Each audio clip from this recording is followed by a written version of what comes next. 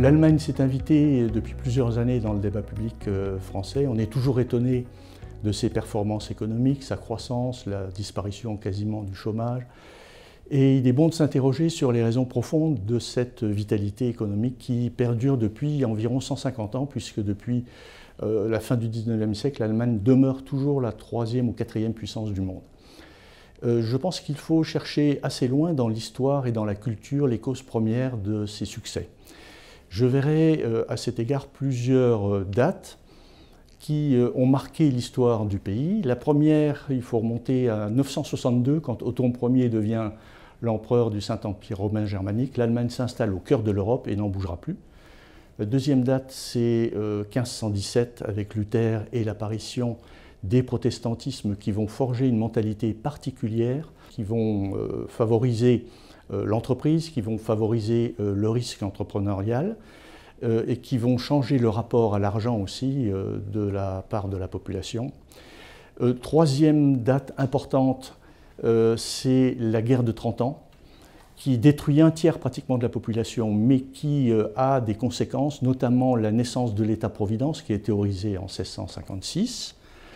La volonté aussi des Allemands, pour faire face au danger, de se rassembler et de travailler dans un esprit collectif qui persiste jusqu'à nos jours. Et enfin, dernier point, il faut insister sur le rôle des grands souverains de la Prusse, qui ont, avec les fameuses vertus prussiennes, c'est-à-dire une certaine austérité, l'obéissance, la capacité d'organisation, le sens profond de l'État, ont modelé profondément le pays et ceci a été astucieusement mélangé avec les qualités propres cette fois aux Rhénans ou aux Hanséatiques. Le résultat, c'est une société finalement où prévaut le caractère horizontal. C'est une société du dialogue.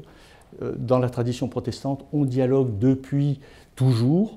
Et le symbole de ce dialogue, c'est par exemple la paix d'Augsbourg de 1555, mais ensuite ça se perpétue par le rôle des pasteurs. Donc ça, c'est quelque chose de très important. C'est une société horizontale, l'horizontalité joue, et elle a pour conséquence un partage du pouvoir au sens politique, entre aujourd'hui l'État central et les Länder, mais ceci est finalement inscrit dans l'histoire du pays depuis le Moyen-Âge. Un partage du pouvoir également au sein de la société entre le travail et le capital, avec la cogestion qui est mise en loi en 1951, mais qui en fait s'enracine bien plus loin dans l'histoire, puisque la première loi date de 1920 et qu'elle-même avait été façonnée par des débats et des discussions dès 1848. Donc la cogestion, qui n'existe pas en France, existe depuis 150 ans, même plus, en Allemagne. Donc ce sont des éléments très importants. À cela, on peut ajouter un autre élément, c'est le fait que l'entreprise est au cœur de la société. Elle fait intimement partie de la société, ça n'est pas une sorte de corps extérieur qui fabrique de la richesse qu'on redistribue ensuite. Elle est présente d'abord partout sur le territoire, ensuite elle forme les gens, notamment les apprentis, et l'apprentissage en Allemagne est une réussite dont on cherche à s'inspirer, une réussite d'ailleurs qui remonte elle aussi à plusieurs siècles en arrière, notamment du fait que l'Allemagne n'a pas connu la révolution et la rupture idéologique que la France a connue. Donc ça, c'est un point qui est, à mon sens, extrêmement important. Et puis, le dernier point, c'est qu'elle est aussi protégée par l'État. En particulier, le Mittelstand, les fameuses entreprises PME ou entreprises de taille intermédiaire, sont protégées par la loi et par la Constitution. Ceci depuis 1920, et ça a été réitéré dans la Constitution de 1948. Donc l'entreprise apparaît comme sanctuarisée dans la société allemande. Et le dernier point, c'est que la grève qui existe, il y a en Allemagne des grèves, il y en a eu même de très dures chez les mineurs de la Ruhr par exemple, et il y en a actuellement de prévues dans la Lufthansa, mais la grève n'est pas autorisée dans l'entreprise en tant que telle, et elle est très fortement encadrée. D'ailleurs, le mot n'apparaît même pas dans la Constitution allemande. Le droit de grève n'est pas un droit constitutionnel.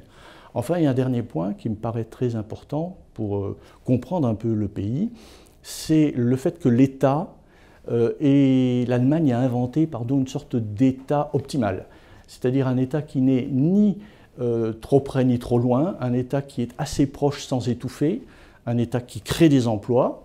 Le secteur public en Allemagne est important. L'Allemagne n'est pas un champ de bataille libéral comme on pourrait l'imaginer, comme peut l'être le monde anglo-saxon. Au contraire, la puissance publique est toujours vivante, en particulier par l'intermédiaire des Stadtwerke, c'est-à-dire les entreprises municipales, dont certaines sont extrêmement puissantes. Elles ont un statut d'entreprise anonyme, dont les actions sont détenues par l'État, mais elles ont une gestion privée et elles recherchent l'efficacité et font des profits. C'est le cas des Stadtwerke de Munich, par exemple, avec 12 000 emplois. Autre élément important de l'efficacité de l'État, c'est la gestion du temps. En Allemagne, on a une vision très souvent à long terme. C'était forgé à la fois par le désir d'unification qui traverse toute l'histoire du pays depuis pratiquement l'Empire, depuis même le Royaume de Germanie à la fin du IXe siècle jusqu'à 1990. Ça joue également sur le plan économique par le fait qu'on a façonné un réseau de voies navigables sur plus de 2 siècles, que l'on a développé la réforme territoriale avec une recherche d'efficacité, donc une véritable simplification territoriale depuis plus de 150 ans, avec une baisse des coûts évidemment liée à cela. Et le pays également, l'État a aussi comme particularité d'anticiper bien souvent un certain nombre de choses. Par exemple, il y a en France comme en Allemagne, jusqu'à ces dernières années, 4 piliers dans la sécurité sociale: l'assurance travail, l'assurance maladie, l'assurance chômage et l'assurance retraite. Donc 4 piliers: chômage, travail, retraite, voilà, et maladie. Et les Allemands ont ajouté un 5e pilier qui est celui de l'assurance dépendance, qui est obligatoire. Ceci en fonction du vieillissement de la population. Donc il est déjà anticipé depuis longtemps. Et on a ainsi de multiples exemples de cette gestion du temps à long terme, de cette réactivité également qu'on peut voir, et puis la prise de temps, le dialogue. Par exemple, la réforme des chemins de fer allemands s'est déroulée sur 4 ans. 4 ans et 4 mois. Ça n'a pas été fait en 5 minutes, mais sur 4 ans et 4 mois. Et l'autre point relatif à l'efficacité globale du pays, qui n'est pas seulement une efficacité de type financier avec une restriction des dépenses, c'est la conception globale et cohérente des projets.